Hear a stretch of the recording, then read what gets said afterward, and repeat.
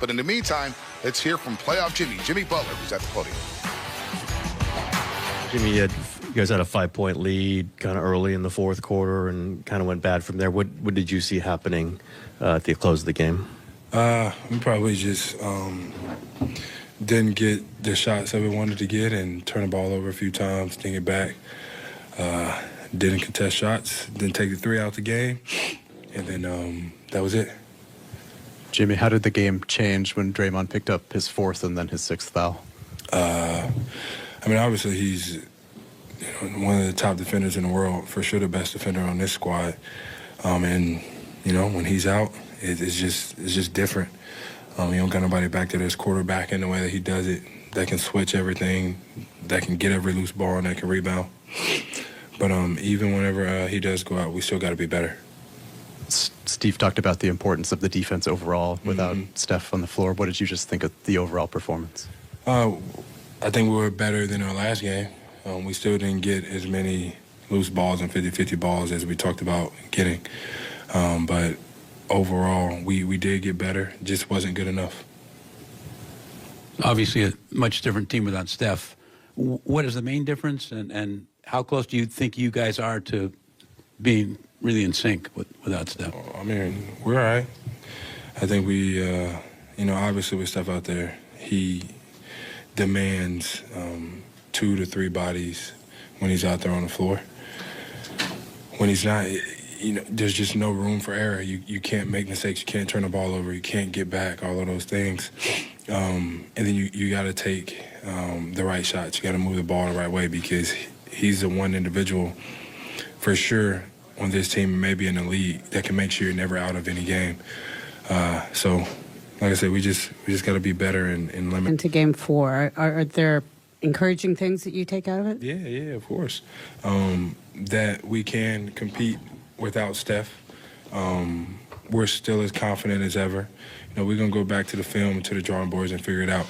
Come back in here on Monday and get this thing to 2-2. Jimmy, you took 26 shots, obviously more aggressive taking them. Was that just the mindset you had in this one, that you're going to have to put up a volume of shots? And how did you think your night went? I don't care how many shots I shoot. I don't care how many points I score. If it's not towards winning, none of that ever matters. 26 shots, 36 shots. Next time, it has to be in a win. 43 minutes, I believe. Are you feeling 43 minutes? Yeah, for sure. I wish I could have played like 48, though, back in my my Chicago days. Whatever the squad needs for me to do, I got to be able to do it. I train to be able to play a large amount of minutes and do it in an effective way. But I got all the trust in Steve and the coaching staff and everybody else to make sure that I'm going to be ready. So 43 it is, 43 we got. How much of this do you have to take the Steph out of your mind as far as, just think about this series without him, or how much of you is thinking, get a win to make sure, we could try to get him back? It's always get a win. If we don't win, we damn sure don't have to worry about getting Steph back this year. So we got to, put our big boy pants on and go out there and compete at a high level and get this one on Monday. And then we can worry about the next one after that. But, get some rest, recover, Domino's, coffee, kids. Jimmy, after the last game, you said you and JK can thrive together, and tonight you guys did just that. What'd you like from him tonight and his aggression? Everything. Shooting the ball when he's open, attacking, into the free throw line. It's a beautiful sight to see. But like I tell everybody, me and him can thrive together. I know how to space the floor. I can tell him, hey, when I have the ball, you go here and you do this. And we talk, we listen to one another. And then he has an incredible game like tonight. And he did so many good things out there on the floor. And I know that he's going to be a huge part in us winning on Monday. Jimmy, your role tonight was very similar to what your role was in the past, especially those Miami teams. How is your mindset and a couple more years? How has that changed from there to here? It hasn't changed. I know who I am as a player, and I know what's needed of me on any given night, so to speak. And it could change depending on who's in and out of the lineup. But it doesn't matter what part of my career I was in. If it doesn't go towards winning, then it's all a waste.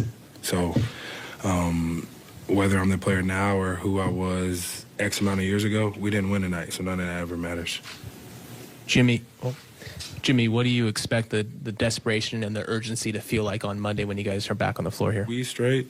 I'm not going to tell my guys to be desperate or is any more urgent than anything. You go out there and you play basketball and you hoop and you leave all the noise up to myself, to Dre, to Steph, and to the coaching staff. You go out there and you do exactly what you're doing. You're doing great.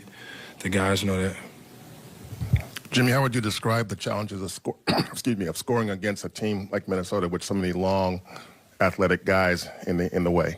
Yeah, scoring's never the problem. You know, I think 97 can win in the playoffs. It's us on the other end. We got to stop them from scoring. We got to not turn the ball over. We got to get back. I definitely think that we can score with the best of them, but we got to be able to guard with the best of them as well. Great to hear from Jimmy. And let's go back to, well, we can talk about Jimmy's night, but then combining with Jonathan Kuminga. So Jimmy's night, 43 minutes, taking on the load. And we heard Steve Kerr say Jimmy was basically trying to will the team to victory. He was going right at Rudy Gobert. Him and Jonathan Kuminga. It felt like the Jedi with his Padawan right there, you know, with Jimmy Butler being the guy that can just feel everything out. And then you see Jonathan Kuminga can just go light speed right to the basket. But they were playing this similar game, but again, just at different speeds. But I love the way that they both went right at Rudy Gobert's chest, didn't back down by anybody, whether it was Gobert, Naz Reid, Julius Randle. We're seeing a plethora of guys that they were just playing great overall aggressive basketball. Yeah, attack. That's been the mantra for the Warriors against Rudy Gobert, who hasn't been a high scorer in the series. He does have 7 blocks in the series so far. Jimmy Butler, leading scorer tonight with 33, also had 7 assists, again, trying to get teammates going. One of those teammates was Jonathan Kuminga.